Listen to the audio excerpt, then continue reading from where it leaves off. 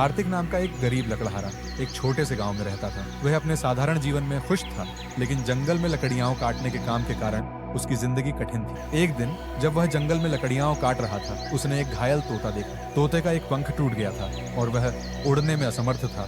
कार्तिक को तोते पर दया आई। उसने अपने काम को छोड़ दिया और तोते को उठाकर घर ले आया। उसने तोते की देखभाल की, उसके घाव पर दवा लगाई और उसे प्यार से खाना खिलाया। धीरे धीरे तोता ठीक होने लगा। कार्तिक का घर साधारण था, लेकिन उसने तोते के लिए एक सुंदर पिंजरा बनाया। वह तोते से बातें करता, उसे अपने दिन भर के अनुभव सुनाता और तोता भी उसकी बातें सुनता। तोता बोलने भी लगा था। मिठू मिठू, आओ आओ, तोता तोता, आओ आओ, मिठू मिठू।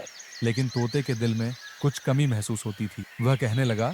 कार्तिक ने तोते की बातों पर ध्यान दिया। उसने सोचा कि तोता उसके साथ सुरक्षित और खुश है, फिर भी उसे अपनी आजादी की कमी क्यों महसूस होती है। ऐसे सोचता रहा करता था। एक दिन कार्तिक जब जंगल जाने की तैयारी कर रहा था, उसने तोते से पूछा, अगर मैं तुम्हारे परिवार से मिलूं तो उन्हें क्या कहूं? बोलो।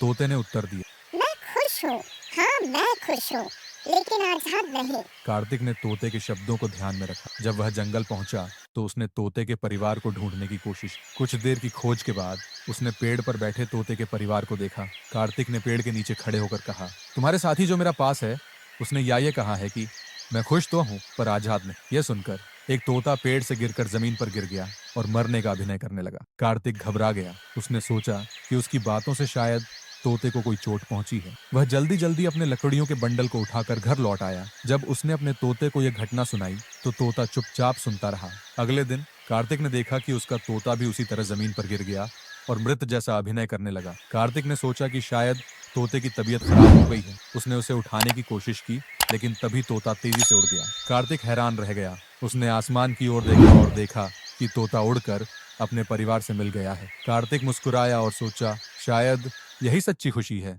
आजादी। हाँ, आजादी है सच्ची खुशी।